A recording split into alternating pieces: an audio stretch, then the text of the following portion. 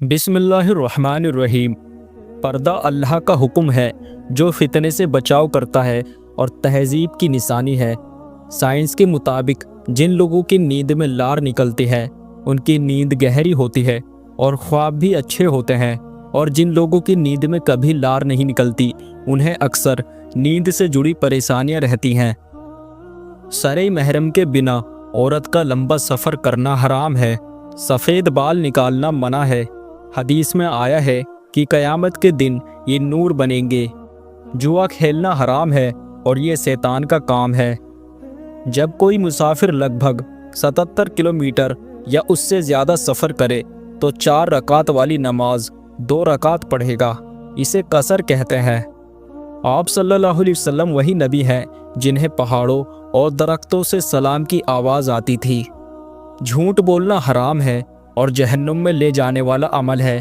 رسول اللہ صلی اللہ علیہ وسلم نے ارشاد فرمایا، کبیرہ گناہ اللہ کے ساتھ کسی کو شریک ٹھہرانا ہے۔ والدین کی نافرمانی کرنا، کسی بے گناہ کو قتل کرنا اور جھوٹی گواہی دینا ہے۔ قرآن میں سب سے پہلے نازل ہونے والی آیت اقرأ بسم ربک الذی خلق ہے۔ جان بوجھ کر نماز چھوڑنا بہت بڑا گناہ ہے۔ حدیث شریف میں ہے کہ نماز اور کفر کے درمیان فرق نماز ہے۔ ایسے شخص کو توبہ کرنی چاہیے اور نماز کی پابندی کرنی چاہیے۔ ناظرین، ہر دوسرے دن ایسب گول کو پانی میں بھگو کر پینے سے بڑھاپا جلدی نہیں آتا۔ طلاق شدہ عورت کی عدت 3 حیض ہے، اور اگر وہ حاملہ ہو تو بچے کی پیدائش تک۔ سوکھی روٹی دودھ میں بھگو کر کھا لیا کرو، آپ کی عمر بڑھے گی۔ اگر آپ سر پر بار بار کنگھا کریں گے تو اس سے بلغم باہر نکلتی ہے۔ میت کو بنا وجہ دیر سے دفن کرنا منع ہے۔ جلد سے جلد دفن کرنا سنت ہے۔ اللہ تعالیٰ نے اپنی نعمتوں اور احسانوں کا ذکر سورہ رحمان میں فرمایا ہے۔ کھانا کھانے کے فوراً بعد چائے پینے سے ہڈیوں سے جڑی بیماریاں پیدا ہو سکتی ہیں۔ آپ صلی اللہ علیہ وسلم کے مطابق چھپکلی کو مارنے پر ثواب ملتا ہے۔ جنت کے دروازے پر تعینات فرشتے کا نام رضوان ہے۔ وراثت میں اگر بیٹی اکیلی ہو تو اسے مال کا آدھا حصہ ملے گا، اور اگر 2 یا زیادہ ہوں تو 2/3۔ فرشتے نہ مرد ہوتے ہیں اور نہ عورت، وہ اللہ تعالیٰ کی نور سے پیدا کی گئی مخلوق ہیں۔ ان میں انسانوں جیسی جسمانی ضرورتیں نہیں ہوتی۔ مردوں کے لیے سونا پہننا حرام ہے، چاہے انگوٹھی ہو یا چین۔ حضرت زینب بنت جحش رضی اللہ عنہا نے آپ صلی اللہ علیہ وسلم سے نکاح کی خوشی میں 2 مہینے کے روزے رکھے تھے۔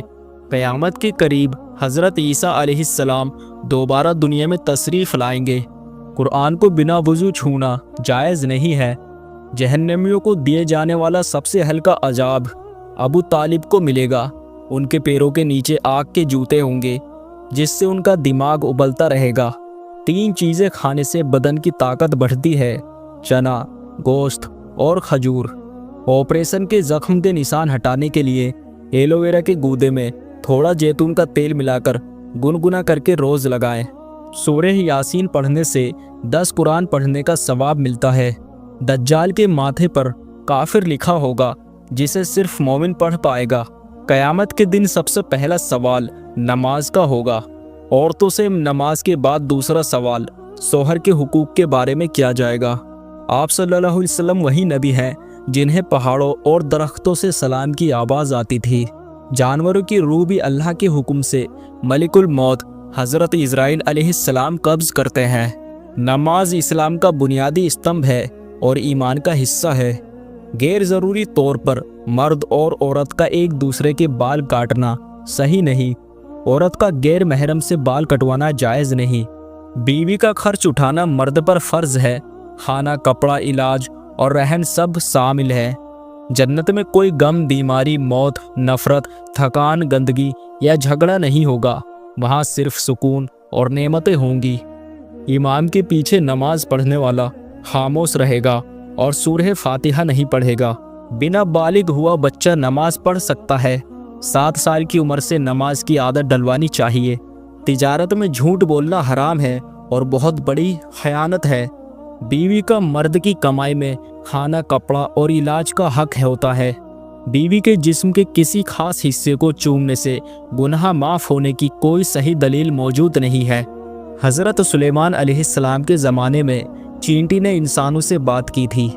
کوئی پرندہ نبی نہیں تھا، لیکن حضرت سلیمان علیہ السلام پرندوں کی زبان سمجھتے تھے۔ ہر چیز اللہ کی تسبیح کرتی ہے، پتھر، درخت، زمین اور آسمان سب۔ اگر آپ کو ہماری ویڈیو پسند آتی ہیں تو ویڈیو کو لائک کریں اینڈ چینل کو سبسکرائب ضرور کریں۔ جزاک اللہ۔